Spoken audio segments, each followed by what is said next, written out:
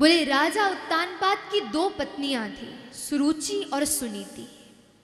वास्तविक कथा तो सब जानते हैं, लेकिन कथा के पीछे मूल रहस्य, मूल तात्पर्य क्या है? तो बंधुओं, हम सब भी जीवात्मा उत्तानपाद है और हमारी भी दो पत्नियां हैं, मन और बुद्धि। मन सुरुचि है और बुद्धि सुनीति है। एक साधारण भाषा में कहूं तो सुरुचि कंफर्ट है, मन कंफर्ट देता है, लेकिन बुद्धि डिसिप्लिन सिखाती है। मन सदैव उसी कार्यों के लिए तत्पर करेगा जिन कार्यों से हमें आज सुख मिलेगा। कोई भोग की वस्तु पालो, कोल्ड ड्रिंक पी लो, ठंडा पानी पी लो, ये किसका भाव है? ये मन का भाव है। मन सदैव उसी कार्य के लिए प्रोत्साहन देगा जो हमें आज सुख देगा, लेकिन बुद्धि हमें सिखाएगा ऐसा कार्य जिसमें आज तो हमें श्रम करना ही पड़ेगा, लेकिन कालांतर में जाकर उसका परिणाम इतना सुखद होगा कि उसका भाव नहीं रख सकते। अपने जीवन का अनुभव सुना। तो जब हम यहां वृंदावन पढ़ने के लिए आए और हमारी ट्रेन थी रात्रि की, जिस समय हम ट्रेन में बैठे तो सत्य कहे हमारा मन नहीं था भागवत आचार्य बनने का, भागवत सीखने का।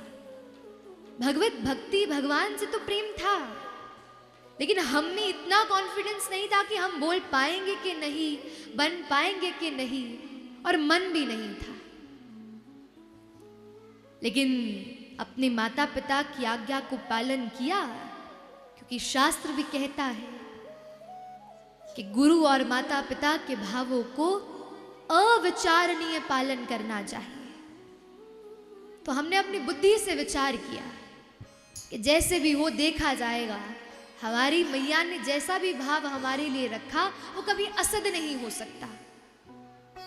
बैठ गए ट्रेन में। प्रथम दिन गुरुजी से मिले, गुरुजी के सम्मुख गए, अध्ययन किया। काफी समय हो गया। अध्ययन करते करते करते ऐसी परिस्थिति बन गई कि अब तो भागवत के अलावा मस्तिष्क में कुछ और आता ही नहीं। ऐसा भाव बन गया। कुछ लोग कथा में आएंगे तो कभी अपनी बुद्धि से आते हैं। बोले क्यों? अरे नहीं नहीं, मन कह रहा है सो जाओ, लेकिन नहीं, अभी बुद्धि से कथा में जाते हैं। कुछ सद्ज्ञान मिल जाएगा, बढ़िया भाव मिल जाएगा, तो जीवन का आनंद अलग होगा। लेकिन धीरे धीरे बुद्धि से सब प्रथम कथा में जाओगे, लेकिन एक दिन ऐसी परिस्थिति हो जाएगी जब बुद्धि और मन दोनों के संग इस कथा में आओगे। और यही जीवन का वास्तविक और जीवात्मा का वास्तविक उद्देश्य हो।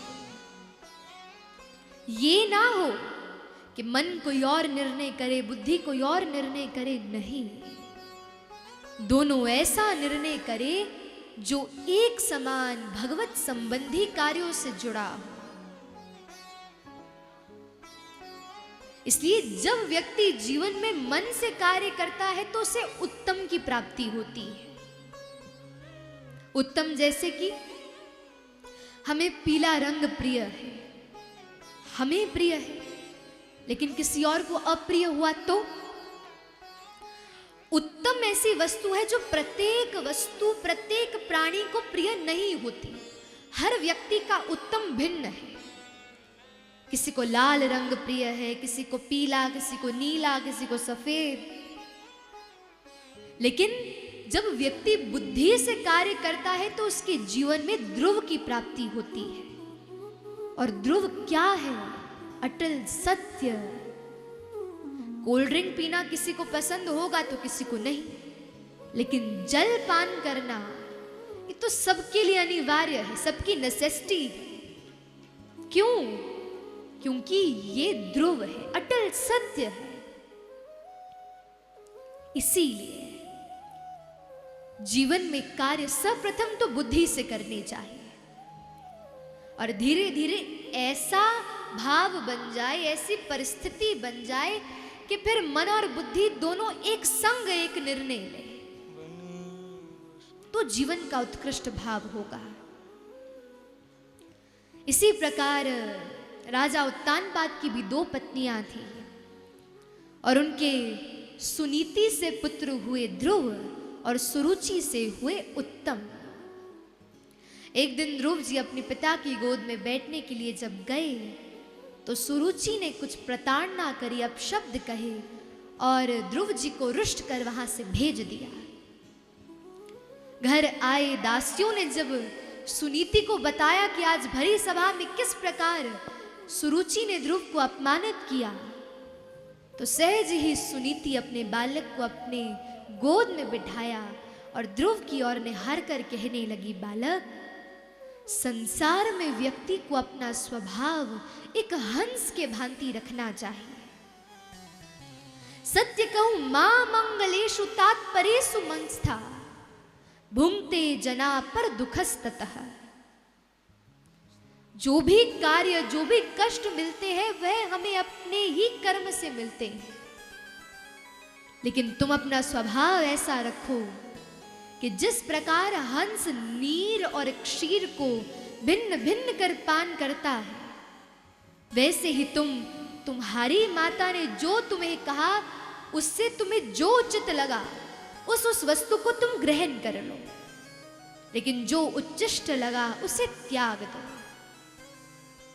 तभी ध्रुव जी ने उस क्षण अपनी मैया की आज्ञा का पालन किया और भावों को रखकर मैया ने कहा, सुरुचि ने कहा था कि वन जाओ, जाकर तपस्या करो और भगवत प्राप्ति कर वरदान मांगना कि मेरे गर्भ से तुम्हें जन्म मिले।